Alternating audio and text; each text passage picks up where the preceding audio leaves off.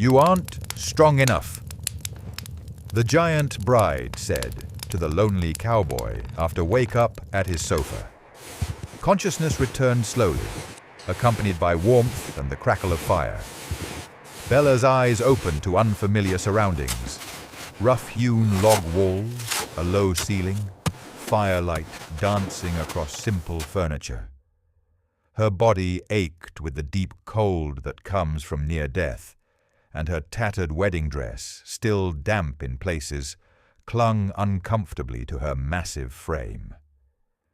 She tried to sit up on what appeared to be a worn leather sofa, and immediately regretted it as her muscles screamed in protest. A shadow moved near the fireplace. Bella's hand instinctively reached for a weapon that wasn't there, then froze as the figure stepped into the light. A young man, barely more than a boy, really, stood holding a steaming mug. He was slight, his frame so thin his shirt seemed to hang on him rather than fit. Sandy hair fell across pale features, and his eyes, wide and nervous, refused to meet hers directly. "You're awake," he said softly, his voice barely above a whisper. "I made tea. Thought you might need warming from the inside." Bella stared at him, then at her surroundings, piecing together fragmented memories. The blizzard, the stage overturning, stumbling through snow until her legs gave out, and then nothing until now. "You pulled me out of that storm?" Her voice came out hoarse, disbelieving. The young man nodded, still not meeting her eyes. "Found you about a quarter mile from here. You'd collapsed in a drift. Thought you were dead at first, but then I saw you breathing." Bella looked him up and down with undisguised skepticism. He couldn't weigh more than 130 pounds, soaking wet. She outweighed him by at least 80 pounds of solid muscle. "You dragged me here?" Pink flushed across his cheeks. "Used the horse, made a drag sled. It wasn't... I managed." She laughed, a harsh sound that made him flinch. "You look like a strong gust of wind would blow you over. You're too weak for this land, boy. How would someone like you even survive out here?" The young man's jaw tightened, the first sign of anything other than timidity. He set the mug on a small table beside the sofa, his movements careful and precise. "Name's Tim Walker. This is my ranch, and I've survived just fine, thank you." "Your ranch?" Bella swung her legs off the sofa, her head swimming briefly before clearing. She stood, towering over Tim by more than a foot. "Where are the ranch hands? Your father? Brothers?" "Just me." Tim's voice remained quiet, but carried an edge now. "Has been for 2 years, since Pa passed." Bella surveyed the cabin with new eyes. It was modest but well maintained. The fire burned efficiently, suggesting proper chimney construction. Tools hung neatly on the walls. Through a window she could see a barn that, while small, appeared solid and weatherproof. This wasn't the hovel of a struggling homesteader. This was the work of someone who understood the land, even if their body wasn't built for conquering it. "You run this place alone? A slip of a thing like you?" Tim's eyes finally met hers, and she saw something there that surprised her. Not anger, but determination. "I do what needs doing. Maybe not the way stronger men would, but it gets done." Bella felt a twinge of something uncomfortable. Guilt, perhaps. This boy, this fragile young man, had saved her life despite having every reason to leave her to the storm. She softened her tone marginally. "I suppose you want payment for the rescue. I want you to drink that tea and warm up proper. Then we can talk about what comes next." Tim moved toward the door. "I'll check on the animals. When you're ready, there's stew warming on the stove. Help yourself." He left before she could respond, and Bella found herself alone in the quiet cabin. She picked up the mug, inhaling the steam. Mint tea, sweetened with honey. It was good, better than good. The kind of care that went into making proper tea spoke to attention and patience, qualities she hadn't expected from someone she'd initially dismissed as weak. She drank slowly, letting the warmth spread through her chest. Through the window, she watched Tim cross the snow-covered yard to the barn, his movements careful but purposeful. He didn't struggle against the wind. He moved with it, conserving energy. Smart, she realized. The land out here punished brute force and rewarded intelligence. When he returned, Bella had helped herself to the stew and was examining the cabin more closely.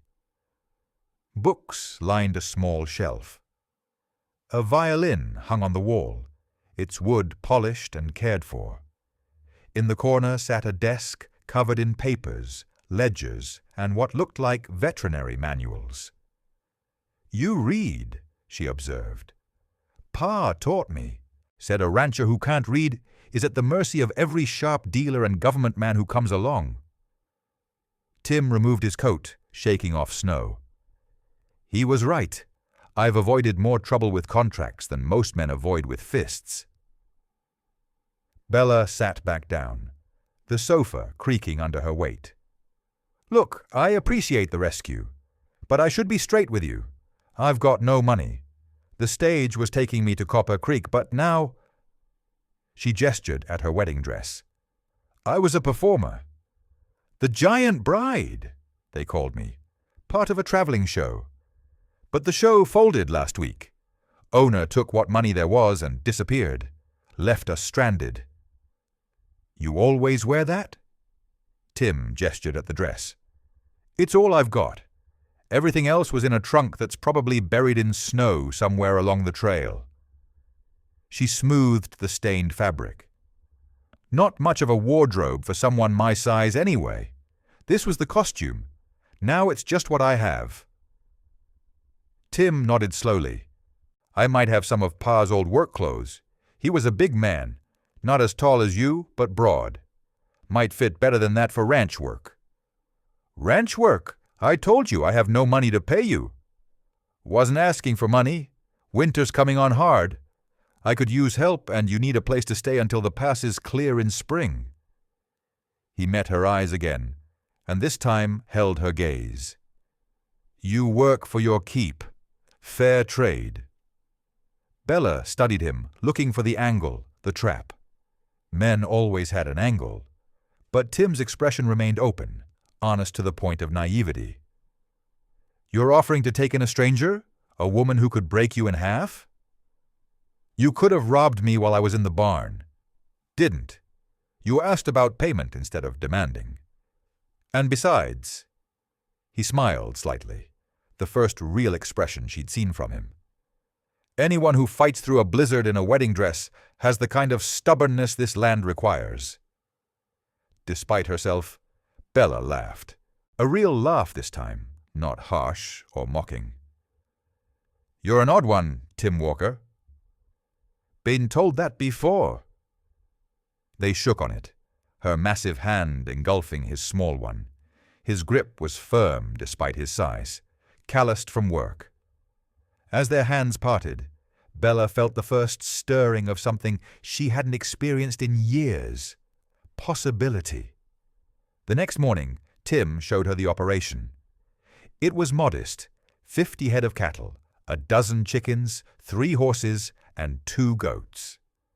The property stretched across a valley between 2 ridges, with a creek running through it that rarely froze completely. Tim explained his system, how he'd positioned windbreaks to protect the animals, how he'd dug irrigation channels to maximize the limited water supply, how he'd built a root cellar that kept vegetables fresh through winter. "You planned all this?" Bella asked, impressed despite herself. "Pa started it. I improved it. When you're not strong enough to force solutions, you have to think them through instead." There was no bitterness in his voice, just pragmatic acceptance. Bella found it refreshing, after years of men posturing about their strength. She threw herself into the work with enthusiasm. Tasks that would have taken Tim hours were accomplished in minutes with her strength. She hauled hay bales 3 at a time. She repaired the barn roof, lifting beams Tim couldn't budge. She split a week's worth of firewood in a single afternoon. Tim watched with quiet appreciation, never commenting on her strength directly, but finding small ways to show gratitude. Extra portions at meals, a fire built high when she came in from the cold, Pa's best work coat offered without ceremony. In turn, Bella began to notice Tim's competence. He could diagnose a sick cow at a glance, knowing exactly which herbs to mix for treatment. He could predict weather patterns with uncanny accuracy, preparing the ranch before storms hit. He could repair anything mechanical with patient precision, his small hands perfect for delicate work. They developed a rhythm. Bella handled the heavy labor while Tim managed the details. She'd haul fence posts. He'd ensure they were positioned perfectly for optimal land use. She'd wrangle stubborn cattle. He'd treat their injuries with gentle expertise. They didn't talk much during work, but the silence felt comfortable rather than awkward. Evenings they'd sit by the fire. Tim would read aloud from his books or play his violin, filling the cabin with melancholy melodies. Bella would mend her wedding dress or oil the tools. Sometimes they'd talk about her life in the traveling shows, about his childhood on the ranch, about nothing and everything. "Why'd you stay?" Bella asked one night.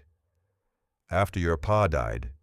Young man like you could have sold this place, moved to a city, found easier work." Tim set down his book. "This land is part of me. Pa's buried up on the ridge next to Ma. Can't leave them. And besides, I'm not built for city life. Too loud, too many people. Out here, my weaknesses don't matter as much." "You keep calling yourself weak. You're not weak, Tim. You're just not strong in the way most men measure strength." He looked at her curiously. "That's generous. Coming from someone who could probably beat most men in a fistfight." "Strength isn't everything. I've learned that the hard way." Bella pulled her dress tighter around her shoulders. "Men were afraid of me, or they wanted to use me, show me off like a circus animal, make money from people's shock. Nobody ever just accepted me. Until you." "Why wouldn't I accept you? You're keeping this ranch running better than I could alone." "See, that's what I mean. You don't see my size as a threat or a commodity. You just see it as useful. That's rare." Tim shrugged, uncomfortable with the praise. "Seems practical, not rare." Their partnership settled into comfortable routine over the following weeks. Bella grew accustomed to the ranch's rhythms, and Tim grew more confident with her presence. He stopped flinching when she moved quickly, stopped apologizing for tasks he couldn't manage alone.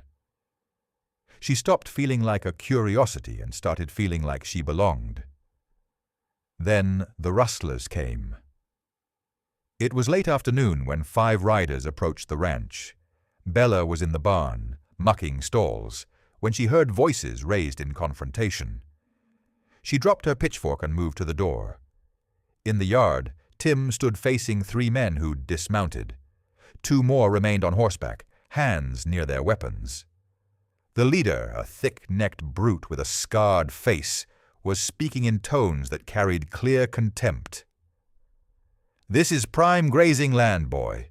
Too good for someone like you to waste. Mr. Garrett's willing to pay fair price. You should take it." Tim's voice remained steady. "This ranch isn't for sale. I've told Garrett that twice already." "That was before winter set in. Things change. You can't work this land alone, and everyone knows it."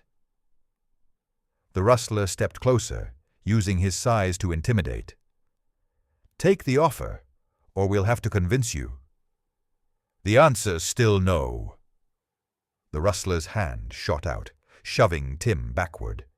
The young man stumbled but didn't fall, his jaw set despite the tremor in his hands. The other men laughed. "Look at him shaking, scared little rabbit.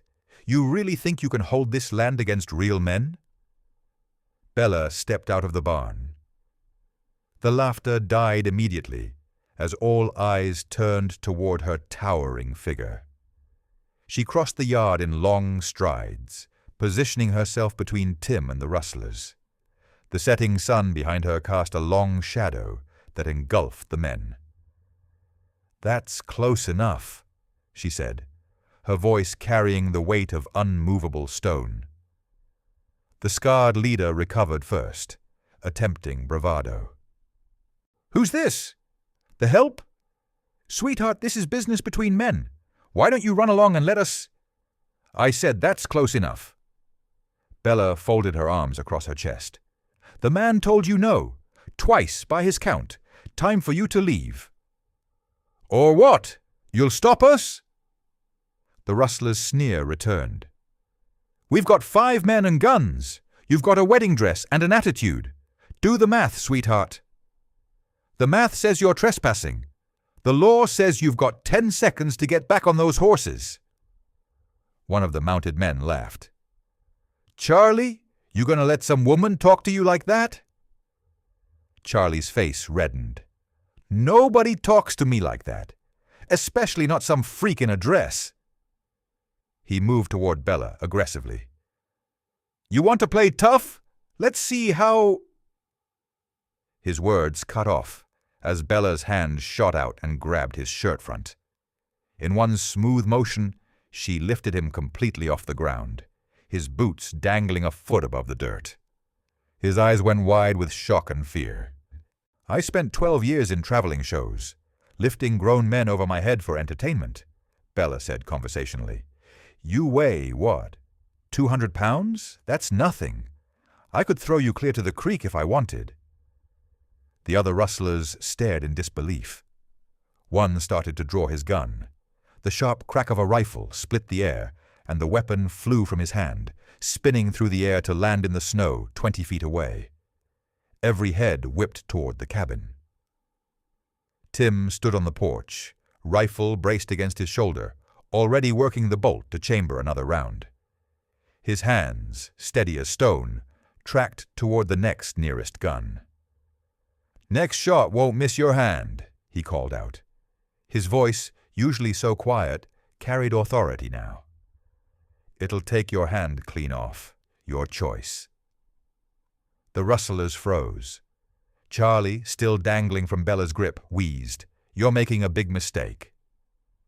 "The mistake was yours," Tim replied. "Coming here, threatening my home, thinking I'd be easy to intimidate because I don't look like much." He lowered the rifle slightly but kept it ready. "I've got 3 more rounds in this magazine and a dozen more in my pocket. How many of you want to test whether I can shoot that well again?" Bella set Charlie down, not gently. He stumbled, catching himself against one of the horses. She turned to Tim, surprised. The shy young man who'd rescued her from the snow, who'd apologized for everything, who'd seemed like he might blow away in a strong wind, now stood with the calm confidence of someone who knew exactly what he was capable of. "You heard him," Bella said, returning her attention to the rustlers. "Time to go." They mounted quickly, Charlie casting furious looks at both Bella and Tim. "Garrett won't forget this. You've made enemies today." "Then he can join the list," Tim said evenly. "Now get off my land." The riders wheeled their horses and rode off at a gallop, leaving divots in the snow. Bella and Tim watched until they disappeared over the ridge.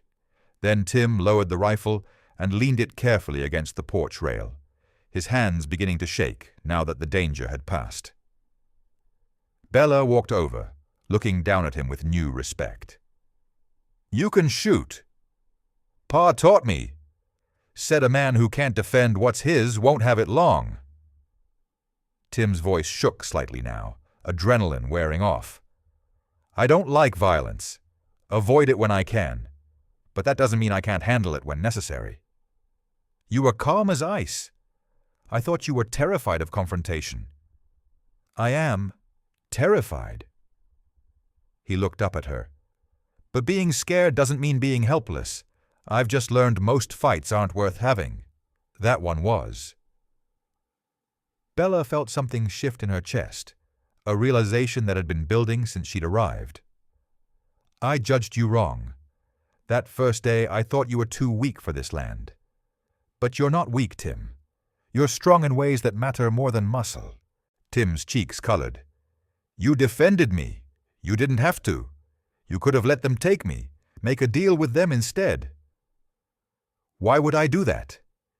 You gave me a home when I had nothing. You treated me like a person, not a curiosity. Besides, she smiled. We're partners.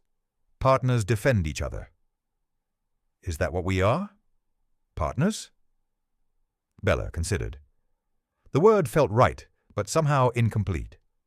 Over the weeks together, she'd come to appreciate Tim's quiet competence, his gentle humor, the way he never made her feel like a monster despite her size, the way he'd stood up to 5 armed men despite his fear, the way he looked at her, not with lust or disgust, but with simple acceptance.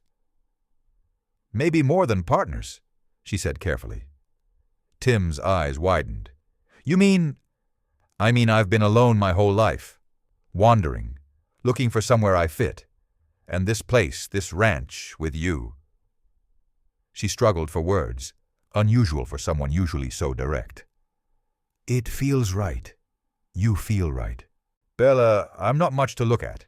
I'm not strong. I'm scared of most things. She placed a finger against his lips, silencing him. You're brave where it matters. You're kind. You're smart. And you see me as a person, not a spectacle. That's more than any man's ever given me. Tim reached up and took her hand, his small fingers barely wrapping around 2 of hers. I was terrified when I found you in that snow. Thought you might die before I got you back here. And then when you woke up and started criticizing everything, I thought you'd leave as soon as the storm cleared. But you stayed, you worked, you became... He paused. You became important to me. Important how? The kind of important that makes a man stand up to armed rustlers, the kind that makes him imagine futures he'd stopped dreaming about. His voice dropped to almost a whisper. The kind that feels like maybe, possibly love. Bella's breath caught. Love. The word felt foreign, impossible. Who could love someone like her? But looking at Tim, seeing the honesty in his eyes, she understood. He could. He did. Because he knew what it felt like to be dismissed, to be underestimated, to be judged for things beyond your control. I've never been in love, she admitted. Don't know if I'm doing it right. But when I think about leaving here, about moving on in spring, my chest aches. When I watch you work, see how you care for things, I feel warm, safe, like maybe I found what everyone else seems to have. What's that? Home. Tim pulled her hand down and held it between both of his. Then stay, not just until spring. Stay permanently. Help me run this ranch. Be my partner in every sense. Be my... He gathered courage. Be my wife. For real. Not as a costume or a show, but as a choice. The wedding dress suddenly felt heavier on her shoulders, but in a good way. This time the title wouldn't be a joke. It would be real. You're proposing to me. Yes, I know it's fast. I know we've only known each other a few weeks. But out here, you learn to recognize what matters quickly. And you matter, Bella. You matter more than anything. She knelt, bringing herself closer to his height, their faces level. Yes. God help us both. Yes, I'll marry you, Tim Walker. Their kiss was awkward at first, neither having much experience, but it warmed quickly into something genuine and sweet. When they parted, both were smiling. "We're going to shock the whole territory," Tim said. "The giant bride and the timid rancher. We already shocked them. Might as well give them something worth talking about." That evening, they sat together on the sofa where Bella had first awakened. Tim's head rested against her shoulder, her arm around him. The fire crackled, casting dancing shadows on the walls. Outside, snow began to fall again, but inside, warmth and contentment filled every corner. "You know they'll come back," Bella said quietly. "Garrett's men." "I know, but they'll find something different next time. They'll find a united front. They'll find two people who won't be moved." "You aren't strong enough to face them alone," Bella said, echoing her words from that first day, but with entirely different meaning. "But together? Together we're strong enough for anything." Tim lifted his head to look at her. "That's the thing about strength. It's not just about muscles or size.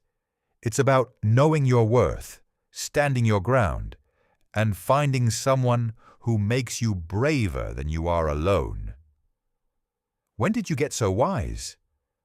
"About the time a giant woman in a wedding dress woke up on my sofa and told me I was too weak for this land. Made me want to prove her wrong." Bella laughed, the sound filling the cabin with joy. "Consider me corrected. Tim Walker, you're one of the strongest men I've ever met. And you, Bella, are the finest partner a man could ask for." They settled back into comfortable silence, watching the fire burn down to embers. Outside, the storm intensified, but they barely noticed. They'd weathered worse, both separately and now together. Whatever came next, rustlers or blizzards or judgment from the wider world, they'd face it the same way they'd faced everything since that snowy morning.